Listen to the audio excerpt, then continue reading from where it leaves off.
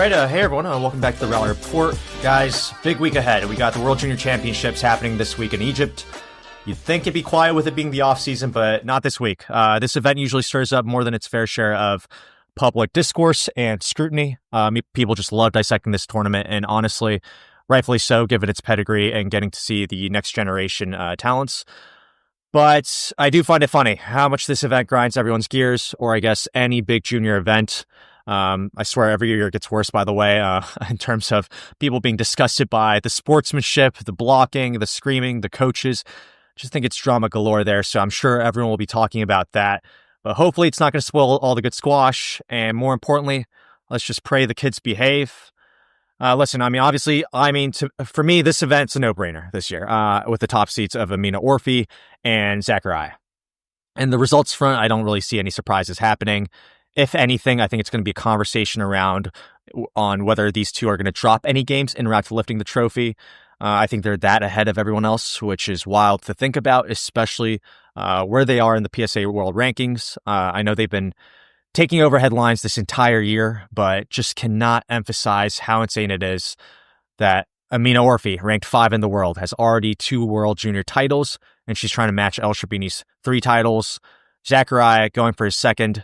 Keep in mind, he didn't drop a single game last year, and he has another year after this to compete in the World Juniors, so could very well end up being the only male junior to three-peat. And by the way, he's ranked 14 in the world, so just mind-blowing stuff there. But outside of those two, I'm sure other players will be stealing headlines throughout the week as upsets are bound to happen in this event. But personally, I'm curious to see if Na Ju-young, who's last year's breakout star and finalist, has improved enough since last year to be dominant, to make it to the finals, or if players like Marwan El is going to crash the party, maybe take him down. And I think that right there is probably the matchup of the entire tournament for me, which is seeded as a semifinal matchup. And Anahat Singh, honestly, was a bit blown away with her results in the second half of the season this year. She got wins over Marina Stefanoni, Lisa Aiken. She got games off of Siva and Farouz. So it will be interesting to see how easily she goes through the draw till she meets Amina Orfi, or if she can be challenged before then. But yeah, anyway, that's my quick overview of the World Juniors and the rundown for today. Maybe I'll dive deeper into it once the event finishes. But guys, on to today's interview. Still cannot believe I got him to jump on with me. But yeah, world number 5, Marwan El Shorbagy. And yes, I do talk and ask him about QuashBadSquash. So listen to the very end, everyone. All right, here we go. Look what we got on the pod. I don't even need to fluff up the introduction here. We got none other than, everyone knows who you are, Marwan El Shorbagy, everybody, on the show today. Welcome. How are you doing? I'm good. Just finished my my summer holidays and back to training now, back in Cairo. And just the first few days is always the toughest few days of training. The body remembers the training, so I'm a little bit stiff at the moment, but it's enjoyable. So you took a couple of weeks or days on vacation before jumping back on, or? So I played the World Tour finals, and then I did the NSL where we agreed to do this. And then I came back to Egypt straight away, and then I went to a nice place in Alexandria, just outside Alex. It's called the North Coast, basically. It's just by the beach, and it's quite nice there. It's a good holiday. My brother was there, my family, so it was good 2 weeks, and I feel like I need a few more days, but it's also good to do something, and be active. Yeah, I get you. So right now, would you say you're based in Egypt? I know your coach is Ahmed, training at Cairo Stadium, if I have that research correct. So I was going to ask, you're having a bit of a second wind with your partnership with Ahmed right now, and you guys have been working together since 2024, back at World number 5. And I guess I'm setting this all up to ask you, is there something that's changed over the past 2 years, or something that you guys have been specifically working on that you think has gotten you moving back up the rankings? I mean, I don't know. I guess going back to Egypt helped a lot. The training here is way more is consistent. A lot of players around. It's always easy to find good hits. But also, I think one of the main reasons why I came back, or the main reason, was actually agreeing to train with Ahmed, going back to train with him again, and yeah, I mean, I've always enjoyed working with him, and it didn't work in the past, but this time, we've been doing pretty well, and we're very excited about the new season and about the things that we can improve and the things that we did wrong in the last season as well. So yeah, I'm excited. It's an excitement time because you try to excite yourself by working on new things. But yeah, I mean, Ahmed has been fantastic as well with me. The pressure that he gives me, the advices, and the good thing about our communication that we're working together, and it's not just do this and do that, and it's like one system or something. It's like more of a discussion on what we need to do, and yeah, and it's a good discussion always because everyone is trying to prove his point, and so it's a good it's always challenging. But it's always good. It gets the best out of me, and that's all I need. Yeah. Without giving too much away, is there anything in specific you guys are working on right now in your game that maybe said I mean, you got wrong last season? We're just, I guess, at the start. I mean, we of course we're trying to break into that top three or the top four, level. I mean, Mustafa, Diego, Paul, and Joel, deservedly, they were more consistent than anyone else. So I'm trying to push myself into that for next season, and hopefully we do that. I've been able to do it in the past, and I see why not be to do it again.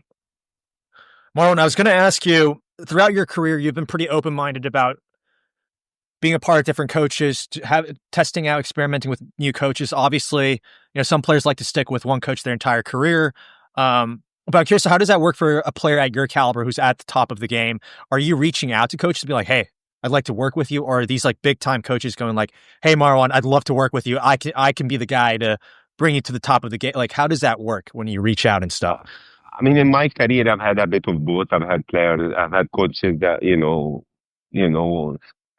saw a potential and wanted to improve it. And actually, one of them was Ahmed's brother, Haitham. I wouldn't say he asked me, like, we spoke about it, and he thought, there are areas that he can improve. And back in the day when I used to play against players that he coaches, I always struggled against those players because I felt like he knew my game pretty well. Mm. So it was pretty exciting when I worked with Haitham, and we did very well together. I mean, I got to my highest ranking with him. I've had other coaches where I thought, okay, they can improve other areas in my game. And I mean, look, I'm always open to new ideas. I'm always open to listening to experiences. Look, I have my older brother who's I can always go to and ask him about, and we always speak about squash. We always discuss things, and look, it's the coaches plays a very important part, but it's always, it's always down to the player. If you're going with the mentality that the coaches will change everything, then I think the mentality is wrong. I think the coach are there to help you and advise you, but I think the player has a responsibility to do everything himself and not wait for the coach to get them to number one or number two.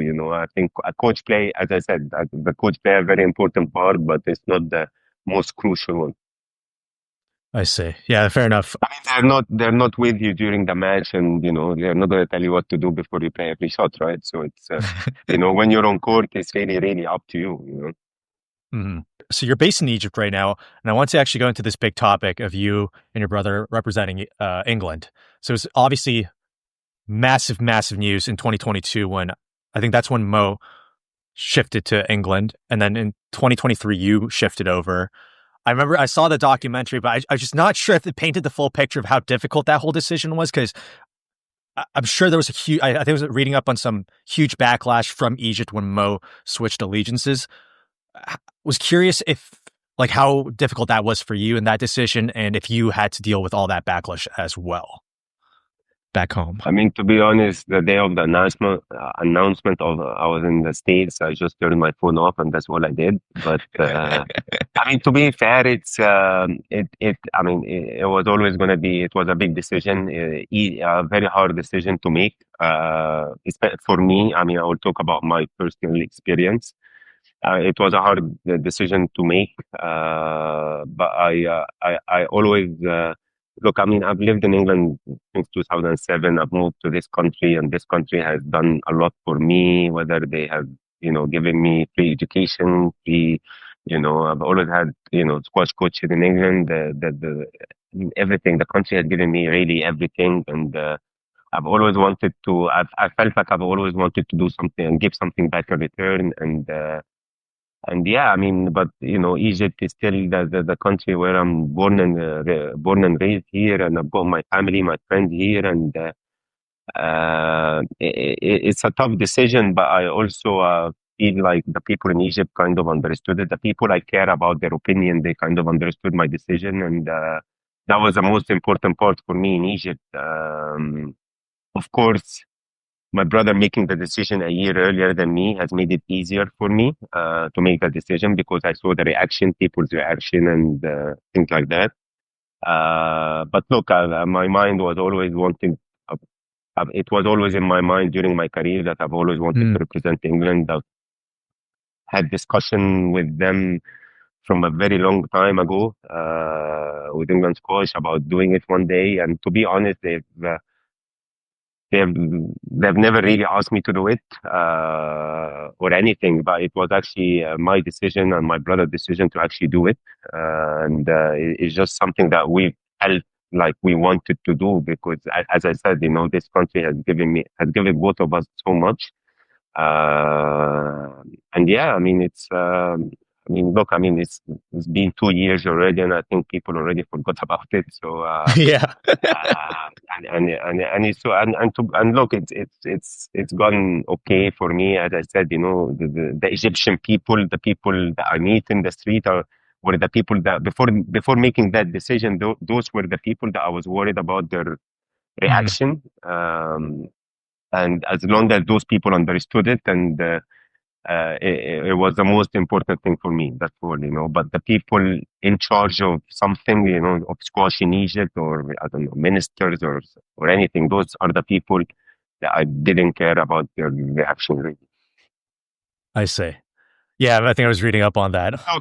Look, I mean, the Olympics are coming, and we might end up seeing a lot of players doing the same. So, we are all hearing the rumors, and I know one single player who is about to do it.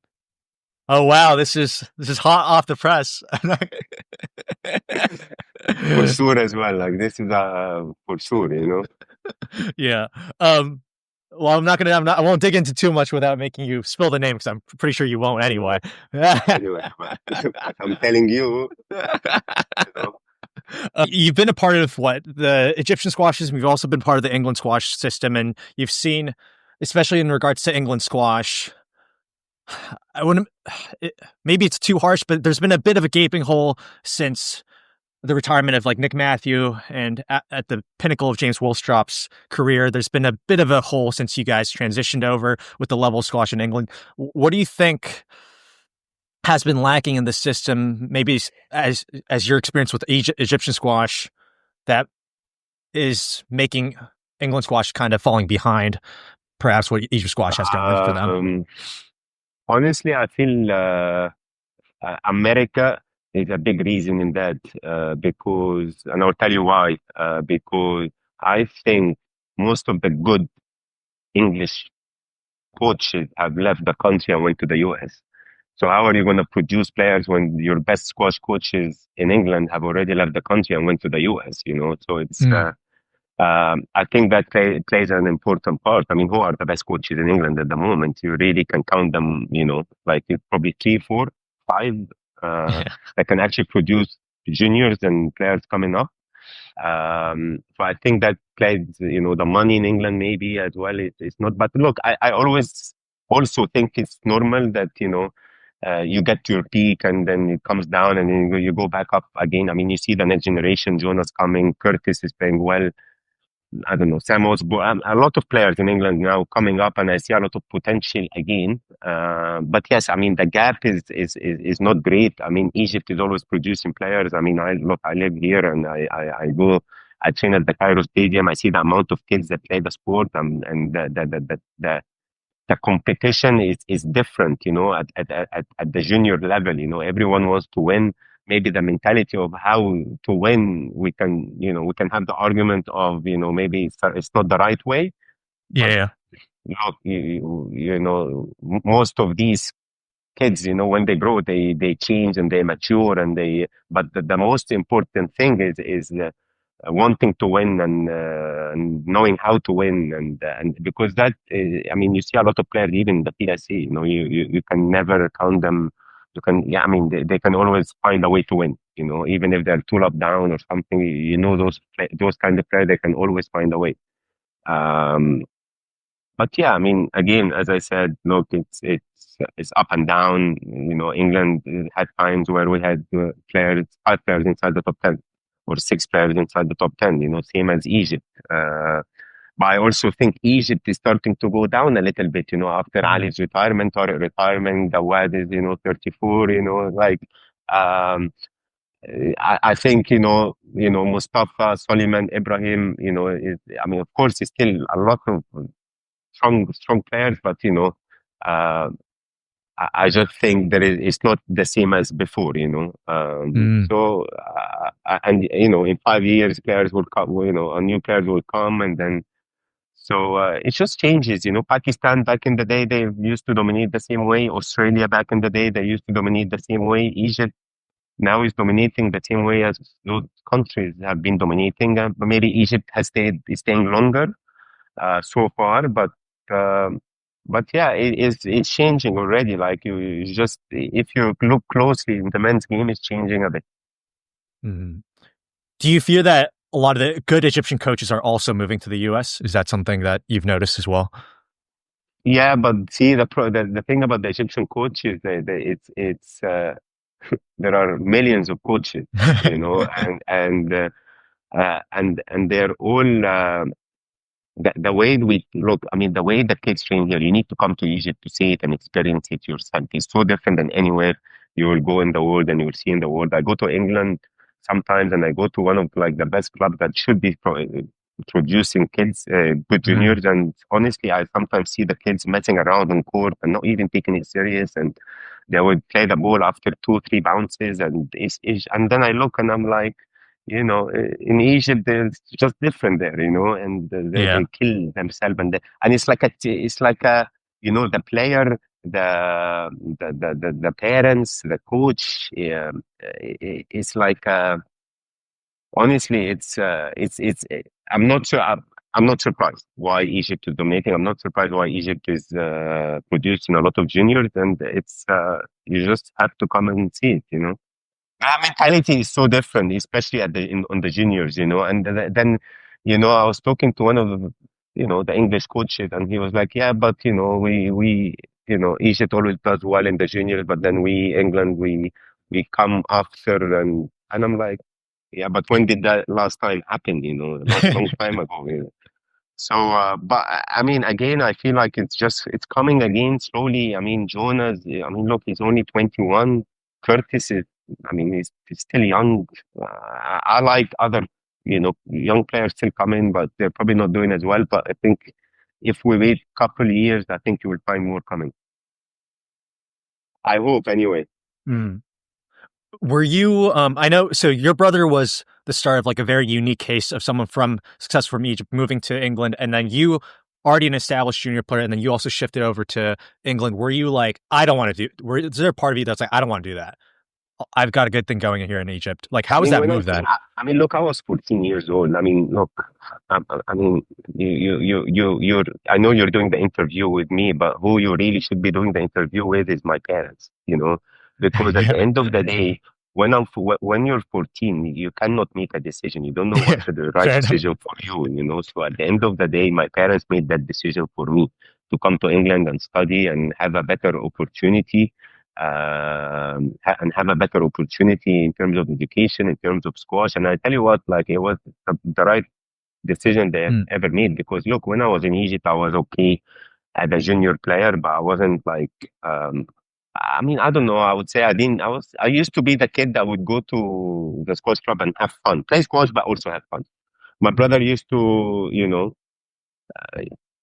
wake up at 5 and 6 a.m., like, and then, and then I don't know, like I would wake up at 10 a.m. and go to the squash club at 11 or 11:30, and by that time my brother had already done 3 sessions. That was when we were kids, at the school Yeah. in Alexandria. So uh, so look, so they had made that decision for me, and it was the right decision. I didn't know. Maybe when I went to England, it was a tough move for sure because especially I couldn't speak the language. I Mm. was in a French school anyway, and I literally struggled especially in the first year and a half. But look, I mean, I was in a great school as well, Millfield. The squash was amazing. Jonah was there. Joey, Ian Thomas, who was like, he's still like, my best friend. So and he's made a huge impact on my junior career. So overall, I feel like I was very lucky. I was very lucky having both my parents, and having an older brother who was very successful, who was always, pushing me without him noticing. Because when you see your older brother doing well, you kind of want to do the same. You want to be like him, and yeah. Yeah. Not fair enough. Martin, you're currently ranked 5 in the world right now. Heading into the next season, the depth of the field is pretty fucking crazy, especially in the top 15. I feel like the depth is unbelievable. Anyone can score wins. And then you also got the young guns, Zachariah and Jonah Bryant, catapulting up the rankings. And I'm curious, how are you feeling about the tour as someone who's now experienced a couple generations here? Like, do you think the level is high as it's ever been, or do you think there's a gap right now compared to the older generations of? I mean, I think, look, Ali and Tariq retiring is going to play a big part, a huge part actually, because I feel like it's more open now. As you said, the depth is very close. You had the British Open, the world number one almost lost in the first round to Jonah. Mhm. Mustafa almost lost to Jonah. It was very close. So anything could really happen nowadays, which is very exciting. It's an exciting time for the sport. We're just a different generation that just different than the other generations, I guess. I mean, I don't know how I could compare both generations, Mm. but we're just different, I would, but yeah, I mean, it's very close at the moment, especially. I mean, look, I mean, anyone could really beat anyone at the moment. I mean, it's. Everyone believes nowadays. I mean, back Yeah. in the day, it was not like this. I would say like the top eight were maybe stronger than the current top eight. I mean, I always feel like as a generation, I mean, that's my own opinion. I always feel as a generation, um, we are so unlucky to come after the generation before us because I Yeah. always feel that the generation before us are the best ever that played in the sport. Because you had Nick, Rami, Shabana, my brother, Greg, Darwish, and I don't want to forget anyone, but I mean, James Willistrup. I mean, I mean, how many? That's 8 players already. You had Peter Barker, LG, you had Tariq and Mosad were the one coming up on these, and Sorab, and oh man, and Miguel, young Miguel. I mean, and I was the kid of that generation. Me and Gawad were just, coming up slowly. And Ali came, Rosner. I mean, it was, Nightmare. it was, I think it was just way more solid, than now. That's my own opinion, but Mm. I feel the top eight were maybe consistent, were stronger than now, but I feel like that the players after us as well now they believe so, makes it exciting that the draws will always be open. Of course, Mustafa and Diego were the most consistent this season, and Ali, of Mm. course, they were a little bit consistent, reaching semis pretty much every tournament. Um, but it. But yeah, I mean, it could differ. It could be different next season. After Ali is retiring, especially. I mean, the game could change. The way the game Yeah. is going to be played next season might be so different because Ali retired. And because when you're the world number one, everyone is trying to beat that level. Ali was the world number one. So everyone was. So I think the game could be different, but I might be wrong. It's still the Yeah. same game. Could be a bit different. Speaking of the retirement, I guess I'd be remiss not to talk about this. I do want to dive deeper. Like crazy season in terms of that with the abrupt retirements we had. Tariq Momin towards the end, and then we also had notably Ali Farag. As a player, I guess pretty similar in age, like what went through your head when you heard the news? Maybe you heard the news a bit before the fans did. Has something changed in your mindset since hearing the news? Like, how much did that affect you? I mean, it did affect me huge. I mean, I thought I kind of knew, maybe from a couple of months before he announced it.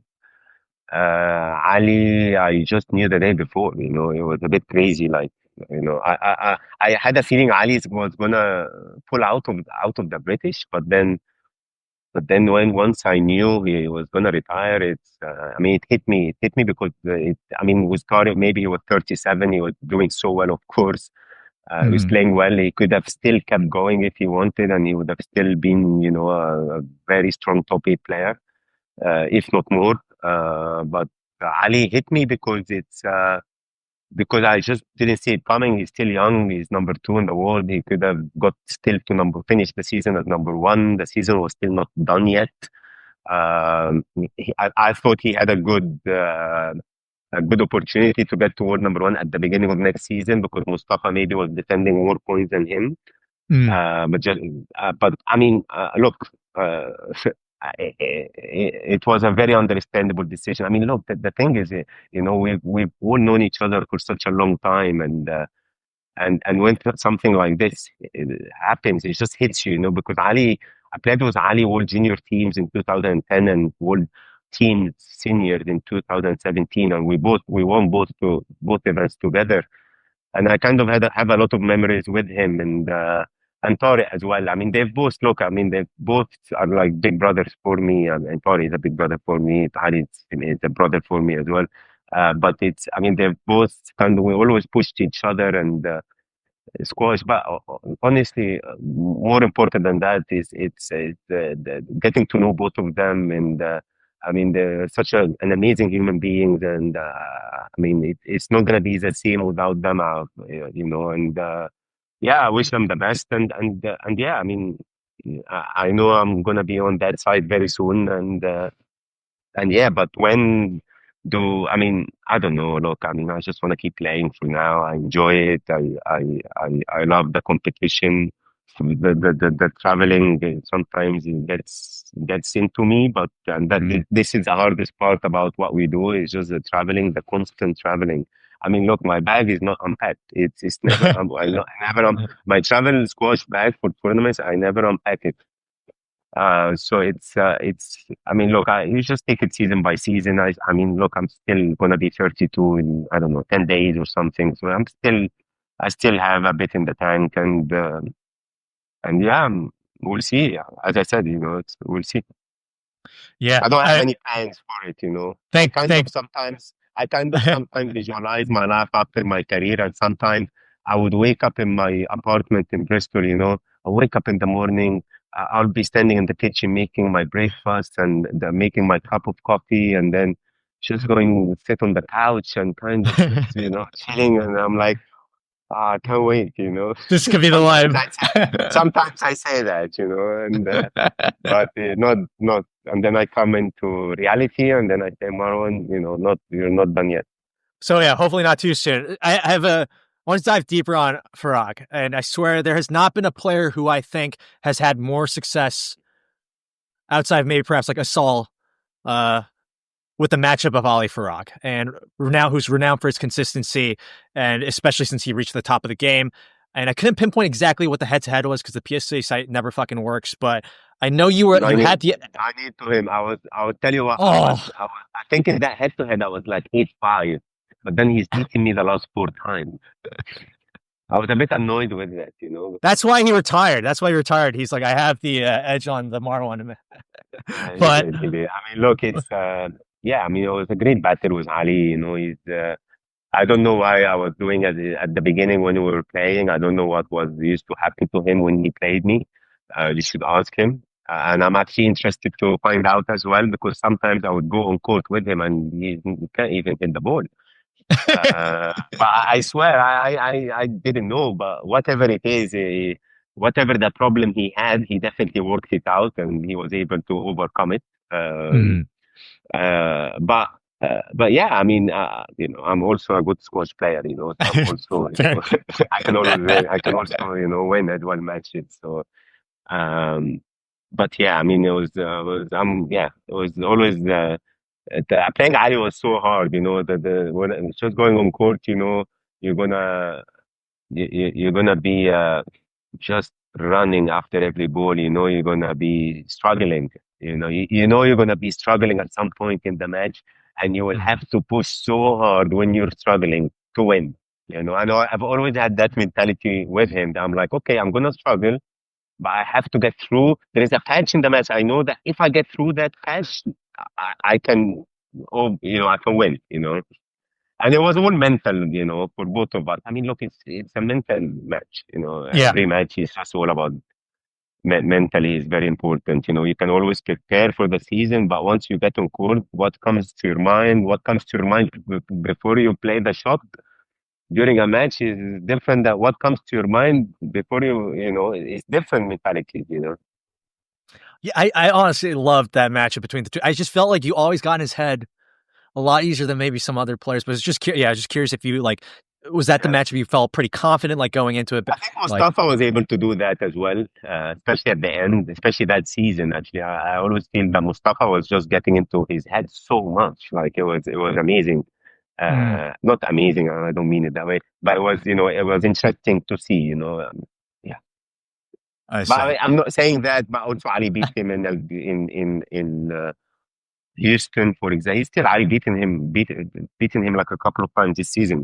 So. yeah, I mean, if Ali uh, played next season, he would have probably, sort something out, changed something. yeah. Marwan, there's three versions of you I wanted to talk to you about.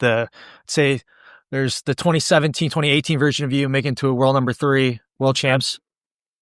Well, And then there's the 2021 version of you. I think when you won Black Ball Open, that season I thought was pretty incredible. And then there's this season. And tricky question here, but do you feel like your version now is the best version of you? Or do you think maybe the 2017-18 version was the best? 2021 version was which version do you think I was the would best say, version? I would say I'm enjoying this period the best. Mm-hmm. I would say, I mean, I don't know. I mean, look, I've never thought about it, to be honest, which version. I kind of understand your decision, your question, though, and saying the Mm-hmm. different versions. I get that part, but I never thought about it that way. I just maybe I'm enjoying it a lot right now. I think when I was world number 3, I did enjoy it, but but it was tough. Could have you know. The closer you get to the top, the more pressure it is, the more you have to be consistent, the more you have to be. And I'm not saying I still enjoyed it. I enjoyed every challenge. Uh, But yeah, I mean, right now, maybe I don't know because I guess I'm just enjoying. Right now, I'm just enjoying the tour a lot. I'm trying to enjoy the traveling, the competition, the trying to be better, trying to. I don't know, maybe looking at the bigger picture more than just looking at being so Mm-hmm. inside. I need to win this. I need to win this title. If I don't win this title, if I don't finish my career without this, right now I don't think like that. I see. I'm more kind of like it's just enjoying like what I'm doing. Honestly, just enjoying the fact that I'm being a professional athlete, and because look, I mean, I remember I played Australia and New Zealand this season. And I remember while I was going to the airport, it was such a long trip, 3 weeks trip, and you're in the middle of, you're so far away from the world. It's hard to stay in touch with my parents, for example, because Yeah. the time difference and all of that. And I remember on the way to the airport, I told my mom, "Look, I'm so tired. I'm not looking forward for that trip." And then she was like, "It's so funny listening to you right now because it's like you're complaining about your blessing. Like if you're about to go travel to Australia and New Zealand and like and actually do that for money, and you're complaining and it changed me a bit, and I just I don't know, like I feel like I'm trying to enjoy it while it lasts. That's why I'm trying to enjoy the routine that I'm actually waking up in the morning and going to my training, and because look, once you retire, whatever I'm gonna do after, it's not gonna be as now. You know, the, Mm-hmm. the, the, the, the way, even though it's tiring, the way I'm traveling, but I know I won't be able to travel as much. One day I won't be able to do what I'm doing, and I won't be able to. I mean, look, it's a hobby at the end of the day, right? So it's maybe it's just, I guess, maturing. Is making me enjoy this period the most in my career. It's good. When did you start thinking this way? Was it like this past season? It's been like 2 seasons. This like when did this change of thought happen of enjoying it more? Um, um, I don't know. I mean, look. I mean, look what's happening in the world at the moment without getting into too much into it. I mean, if we're Mm, looking what's happening in the world at the moment, and you see kids suffering, kids they can't even, they're starving to death, and it just changed my perspective into things. At the end of the day, I'm a professional athlete. Um, and it's look yeah it's look as I said, you just yeah, see what's happening around us in the world, and kids are suffering, and me thinking, about the little details in my life. I think I just, you know yeah, completely, it yeah, just changed my perspective about a lot of things, and yeah, it's making me realize with my surrounding as well what's actually happening in the real world, and it's quite, yeah, it's quite annoying, because I think the more you know, the more it annoys you, about what's yeah, happening around us. At the end of the day, professional athletes. I don't know, maybe realizing that I don't know, us as professional athletes, that our main role in the bigger picture is just to distract people from what's happening in the real world. At the end of the day, we are entertainers. Yes, we are athletes, and I still want to win. Looking at the very, very small details, yes, I want to win, and I still love the competition. I love winning, but also I realize that, people are more bothered about, you know, uh, I don't know, a sport match or their team winning or losing, than kids dying on a daily yeah, basis. And it seems like it's becoming so normal seeing those pictures and those videos on a daily basis. And yeah, so I think that's what changed my perspective in my squash. That's wonderfully put. Um, yeah, it's heavy stuff. But um, quick, I do. There's one thing I wanted to talk to you about, which was big news from this season. I know I took a jab at this during the NSL commentating, which was the glass fucking floors. And you haven't been one to shy away from speaking up with something that you don't To be agree with. honest, my opinion, you wouldn't like, because I actually had absolutely no problem with it. Oh I, shit. I honestly, I honestly had no problem with the glass floor, but everyone else have a problem with it. Hmm. But I personally, look, okay, I think I mean, okay, like, I don't know whether you followed the Australian Open or Oh, not, I but did. it was, I watched the match. Yeah, okay. yeah. So it was a nightmare over there. Yes, it But was an ice and I rink. woke, it was a joke. It was, and look, I have no idea how those matches were continued on that court. And that's in the conversation I've had with the PSA, that what are we gonna do when situation like this happen? Because it's like that. Don't, I really, honestly, we couldn't play. And it's not Hmm. just me. Like, everyone else on that day couldn't really play. Maybe especially in the men's matches, because I think we sweat more than the women. Especially me and Paul, we were sweating like crazy that day. Hmm. And I just think maybe they just need to find the right conditions on when to put that glass floor.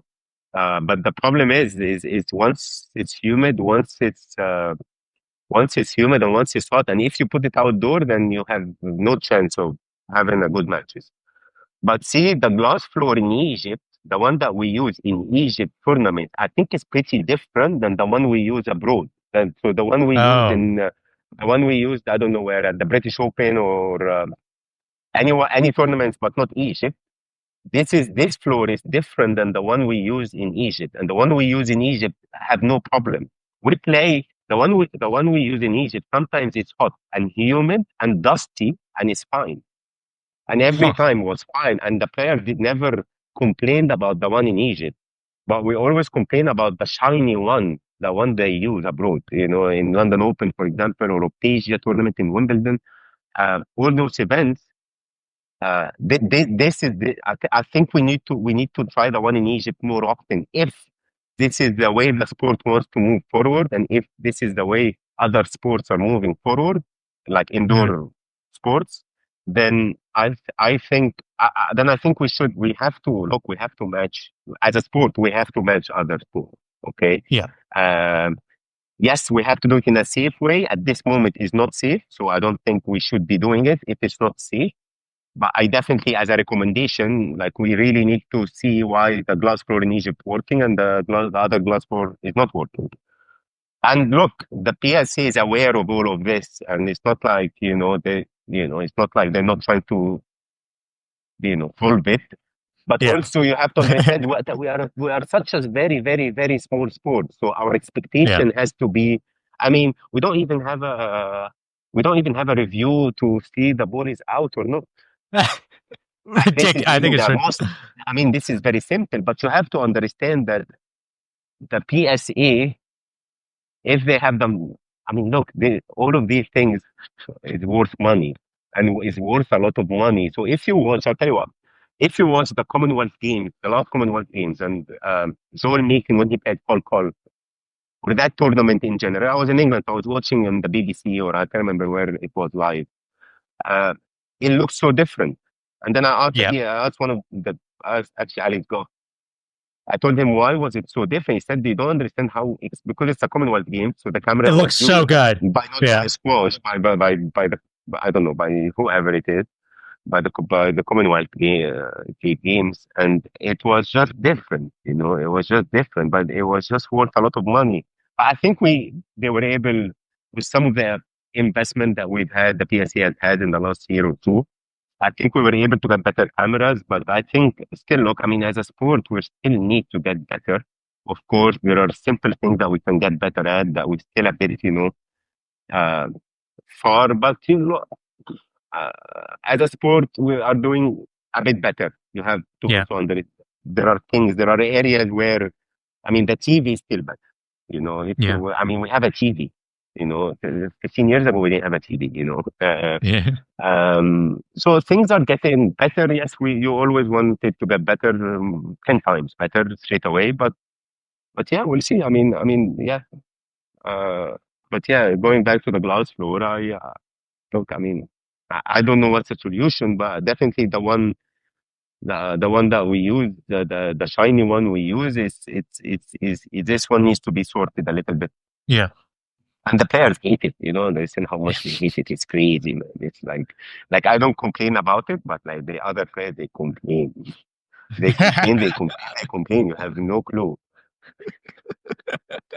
That's why I thought enough players had complained about it, so I thought they would stop using it, but clearly they want to. Not me Not for for a Marl. change. For a For a change, change. For a change. But anyway, so getting away from Marlon complaining about the PSA Tour because clearly he complains too much. But Marlon, World Junior Championships coming up in Egypt soon, and you're one of the very few elites, which I hope a lot of people know, but maybe some people don't. You're two-time World Junior Champion, which I think there's like 3 or 4 players who've done that. Maybe Zachariah will add on to the list, but I wanted to talk to you about that because there's this obvious expectation that if you're a successful junior, you've won World Juniors, people automatically expect you to be world number 1, right? And was curious after winning that World Juniors, especially that second title, how was that transition for you to have fully moved on to the senior game? Were you a little bit frustrated? Were you like enjoying the journey? Like, how was that first initial years as you were moving into the top 10? I mean, to be honest, when I was before my second World Juniors, I was like I think world number 26 before I played the World Juniors. So I was already kind of playing the big events, playing the top players. So I was kind of there. But I mean, I guess the transition actually when I was at that level in the PSA, like playing in the top 30 level, the transition to playing a junior event was hard. Oh, interesting. Yeah. Going back to junior. Going back to junior squash while I was playing at the senior level and the top 30, and at that time you have to realize like I was like in the world championship 2017. I've reached round 16. I've beaten Daryl Selby, who was like top 10 at the time. Mm-hmm. So I was playing at a very good level.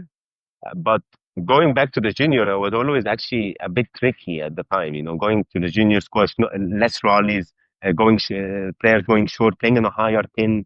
I think at the Mm, time it was a high 10 or 10 right now, actually. It was going back to the high 10. All of that was a little bit tricky for me. Um, but honestly, going to the senior from the juniors, uh, it was, uh, it was easy.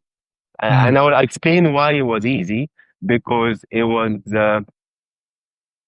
um, you just played, you were still starting, you had nothing to lose, you were going for it, you were young, you could hit and run, you had, there were so many weapons, and I climbed up the ranking quite fast. I remember in my first month, I moved from like 500 to 250 in the ranking or something in 1 month because I got like a local spot or like a wild card in Alguna actually.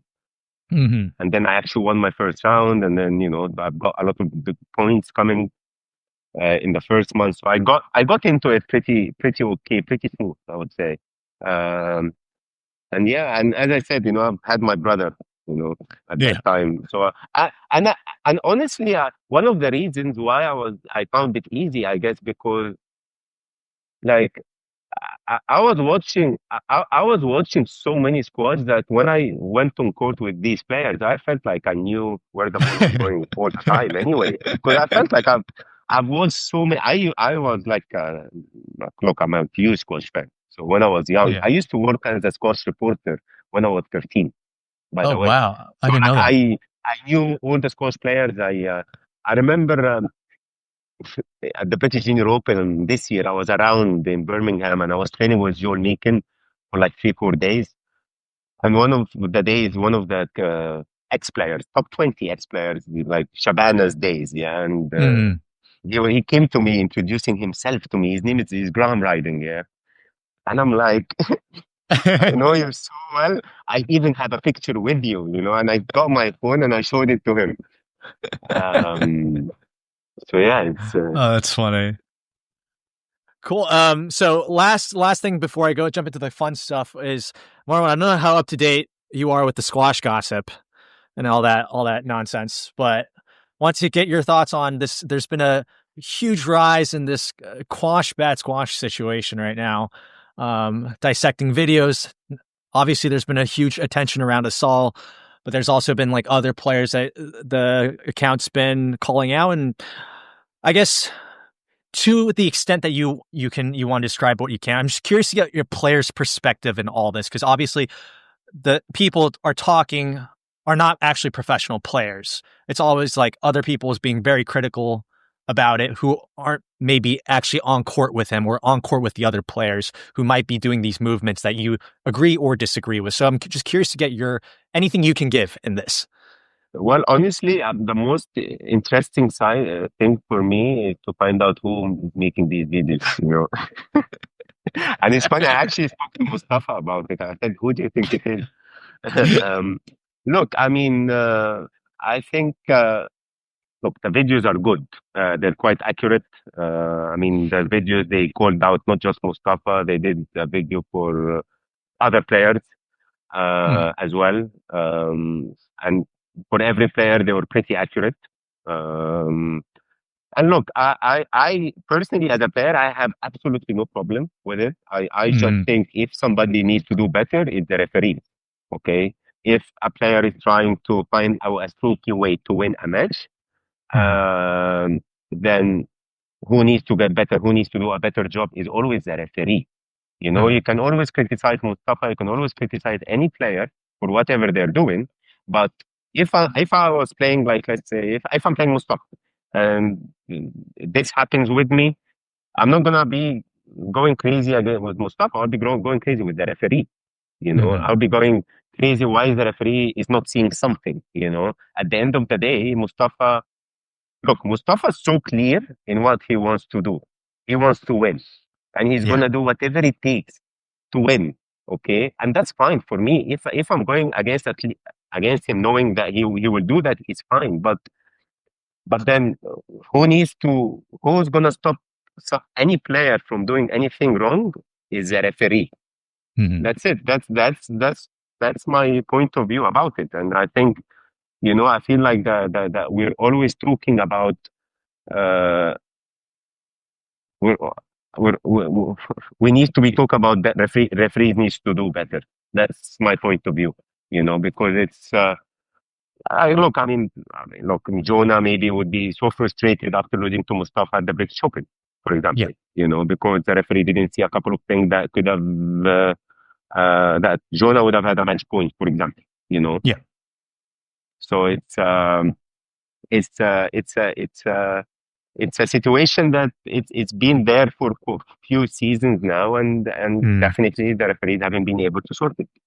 That's it. But yeah, I mean that's really my point of view at this really, and it's always been my point of view. It's look, it's tough to be on the court. It's a lot of emotions. It's just a lot of emotions, on court. It's sometimes I've done things in the past. I've seen other players doing worse things in the past. I've seen players who are, fair, doing things as well. So I've seen it all. Trust me. Yeah. So no, no, no, no. I wouldn't say no one's fair, but we yeah. But everyone is trying to win.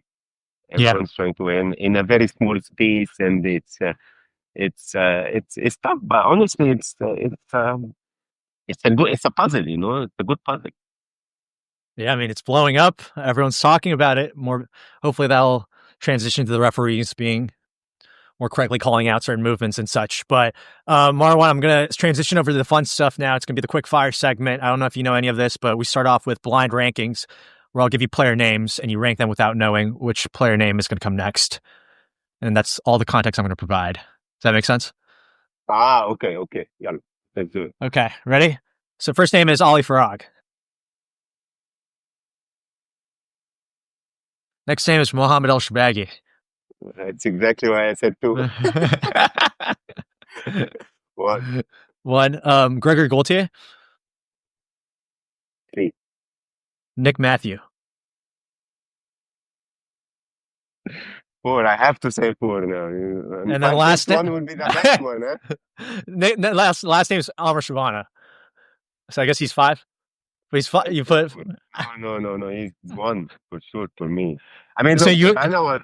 Shabana was the reason. I always think Shabana is the reason why squash has it been so Mm, successful. Players I've looked up to him. With all us as this very young generation, we always looked up to Amr so much because he was so humble and always giving back. And and it's so. I always feel it's so sad when I see kids nowadays they don't know who Shabana is because that's he crazy. stayed so far away from the sports. Yeah. Uh, but it's just, look as a human being. Like for me, as a kid, I would never forget when I was a kid, just seeing him and being around him and watching him play. It used to make me so happy, and honestly, like one day, if he just said hello to me, I would go back to my house and tell my mom how Shabana said to it. I was like that Yeah. with him. So for me, Shabana will always be my number one. For Yeah. sure. Because yes, it's just I was lucky to get to know him a bit at the end of his career, and then he was the national coach for Egypt for a couple of seasons as well, and I got to know him a bit more and more at that time, Mm. and every now and then I would bother him with a message, but Shabana is just different, different. He's an unbelievable player. Unbelievable player. Moving on. Now I'm going to ask you just some quick questions. I did You so bad failed at it. that. Well, if you get Like them so different right now. if you knowing the names, how would you rank them? No, I won't say. Yeah. Um. But okay, I'll move on. I'll move on to some other stuff. Who do you think is the best ref on tour right now? I would say either. Uh, Honestly, I'll tell you a few. I mean, people will just Yeah. go crazy because the referees are getting criticized so much that You know, if I say one name, people are like, "Ooh, how?" I mean, Roy is Roy, right? Roy is just Yeah. number one. Jason, Roy and Jason for me. Roy and Hmm. Jason. Roy and Jason. And I think, what's his name? Uh, what's his name? Someone else. Forgot his name. He actually wrote a report against me, but it's fine. Forgot his name, man. Forgot his name. Anyway, there's a third one, but He anyway, just wrote a report. you know what, you know what? I'll tell you what he wrote a report against me in. I won that tournament in Cleveland, Yeah. a silver event in Cleveland. Uh, Okay, as I win, I won that event, and as I win the last point, as I win the last point, um, I was playing Tor in the final. You have to go back. Just watch the last point. I threw my racket because I was celebrating. that's your So I signature. was That's your signature. It's not even a signature. It's just yeah, it's like emotions, you know. I won a tournament, you know, after the hard work, after the sacrifice you've made, you know, I throw a racket celebrating, you know. Anyway, I get a racket abuse report.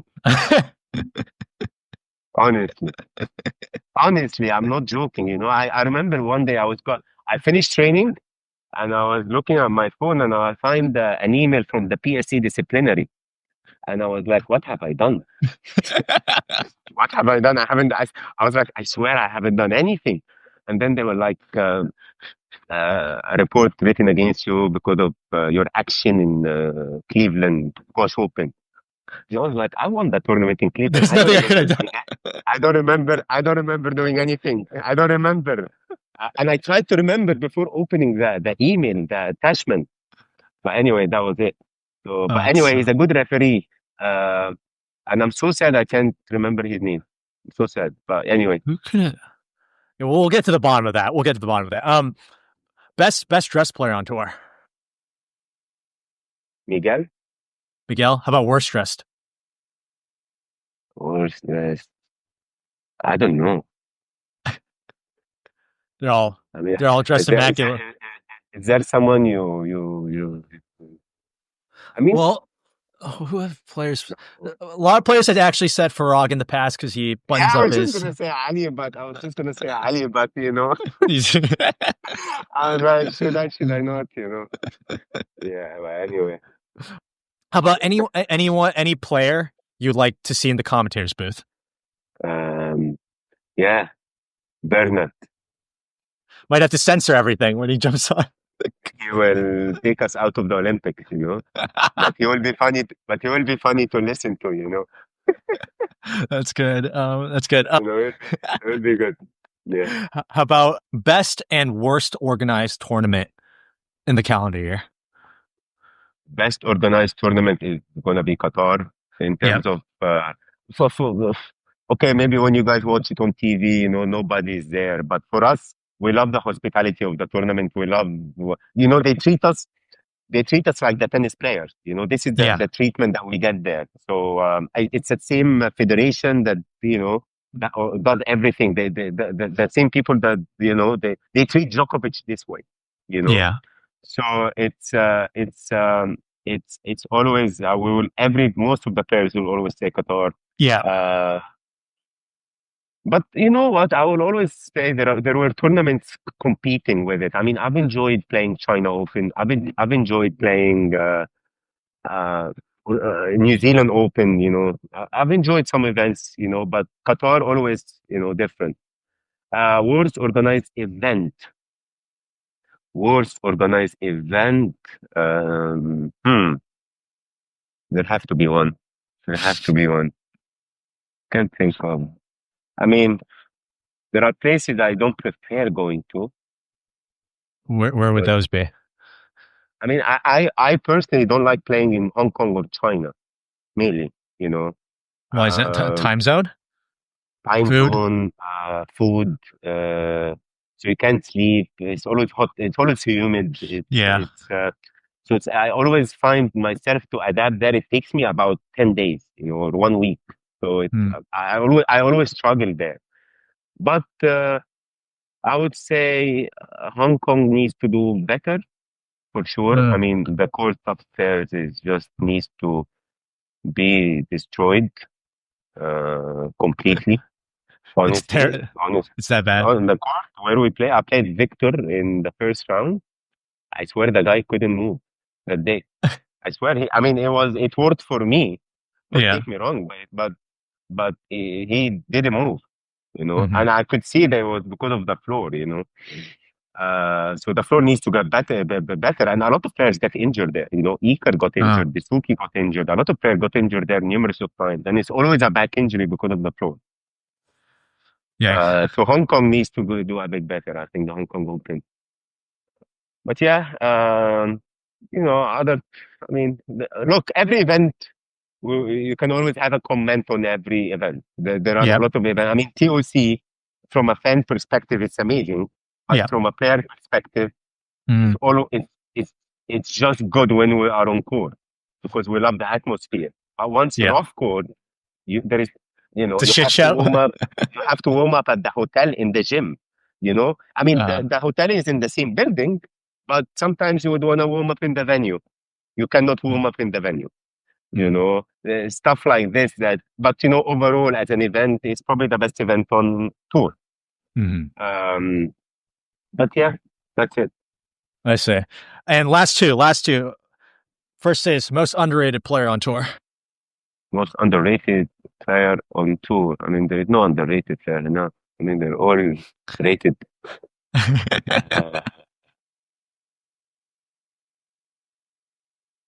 I mean, I don't know. I mean, look, the nobody.